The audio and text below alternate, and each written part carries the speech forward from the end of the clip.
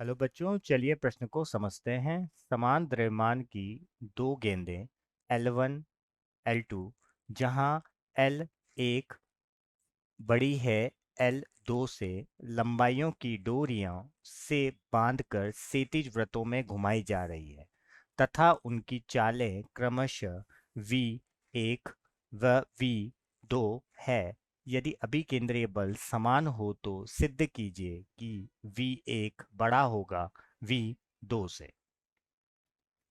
तो सर्वप्रथम हम यहाँ पर देखेंगे मुख्य अवधारणा। मुख्य अवधारणा में हम सर्वप्रथम बात करेंगे, यहाँ पर प्रथम हम बात करेंगे अभिकेंद्र बल की, कि अगर कोई भी वस्तु किसी वृत्तीय पथ पर चक्कर लगाती है तो उसके केंद्र की तरफ एक बल कार्य करता है। इस बल को हम कहते हैं अभिकेंद्रीय बल, और इसका जो सूत्र होता है वो होता है mv² बटे r। r यहाँ पर क्या है? त्रिज्या है। v यहाँ पर क्या है? उसकी चाल है। अब अगर किसी वस्तु को हमने बांधकर फिर हम वृत्तीय पथ को पर चक्कर लगा रहे हैं, तो वृत्तीय पथ पर चक्कर लगा रहा है तो यहाँ पर एक कौन कौन से बल कार्य करेंगे, तो वो हम बात करते हैं न्यूटन के गति के नियमों से।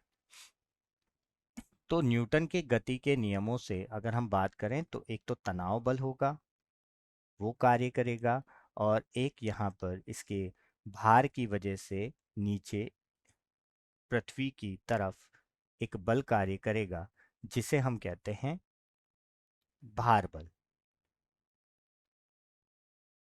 अब अगर हम बात करें तो एक बल और कार्य करेगा जिसको हम कहते हैं अपकेंद्र बल।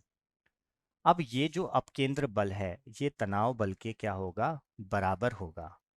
मतलब तनाव बल यहाँ पर किसकी तरह कार्य कर रहा है?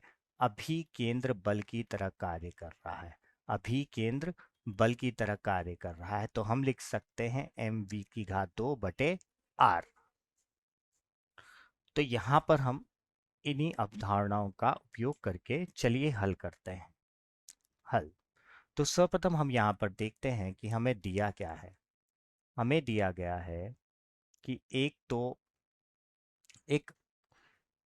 L1 लंबाई की डोरी से हमने एक गेंद को बांधा है। इसकी लंबाई क्या है? L1 है, और इसका जो वेग है वो हमें दे रखा है V1। अब एक और डोरी है, उस डोरी से जिससे हमने इसको बांधा है यहाँ पर, तो वो डोरी L2 लंबाई की है, और ये जो कर्ण है ये V2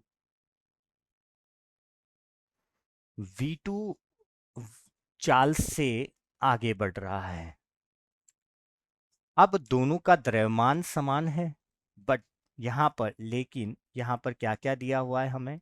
लेकिन हमें यहाँ पर दिया हुआ है कि ये L1 बड़ा है L2 से, मतलब डोरी 1 की लंबाई डोरी 2 की लंबाई से अधिक है। तो सर्वप्रथम हम इस प्रथम प्रथम वाले को हम यहाँ पर हल करते हैं। तो अगर हम यहाँ पर बात करें तो हम अगर यहाँ पर देखें तो अगर ये वृत्तीय पथ पर चक्कर लगा रहा है तो केंद्र की तरफ यहाँ पर एक तो तनाव बल कार्य करेगा, और यही तनाव बल यहाँ पर क्या इसको देगा? अभिकेंद्री बल। और केंद्र की विपरीत दिशा में कौन सा बल कार्य करेगा? अपकेंद्री बल, जो कि एक क्या होता है? छदम बल होता है।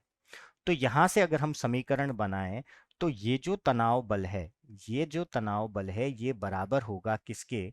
इस अभिकेंद्रीय बल की तरह कार्य कर रहा है तो अभिकेंद्रीय बल के बराबर होगा। तो अभिकेंद्रीय बल की तरह कार्य कर रहा है तो हम लिख सकते हैं यहां से mv² बटे r। अब हम प्रथम कंडीशन के लिए हम यहाँ पर इस तनाव बल को निकालते हैं। क्योंकि अभी हमें ये दिया हुआ है कि दोनों पर जो अभिकेंद्रीय बल है वो बराबर है, मतलब उन दोनों पर जो लगने वाला तनाव बल है, जैसे पहले के लिए T1 बोल देते हैं, तो M तो द्रव्यमान हो गया, V1 उसकी चाल हो गई और L1 उसकी वृत्तीय पथ की त्रिज्या हो गई। अब इसी प्रकार हम दूसरे के लिए निकालते हैं। तो ये यहाँ पर मान लेते हैं कि यहाँ पर जो तनाव बल कार्य कर रहा है उसका मान क्या है, वो T2 है, और ये m द्रव्यमान का और v2 वेग का, तो m v2 का वर्ग बटे L2। अब ये समीकरण प्रथम और ये द्वितीय।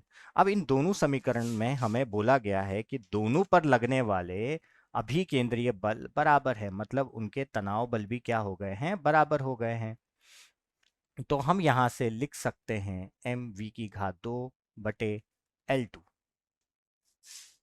अब m m दोनों में बराबर है, तो हमारा जो होगा v1 बटे v2 का वर्ग बराबर होगा L1 बटे L2 के।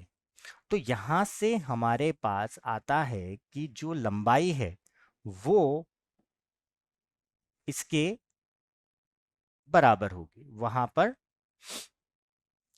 होगी। तो अगर हम यहाँ पर देखें तो हमें दिया हुआ है कि L1 बड़ा है L2 से। तो इससे हमें पता लगता है कि अगर L1 बड़ा है L2 से तो V1 भी बड़ा होगा V2 से, V1 भी बड़ा होगा V2 से।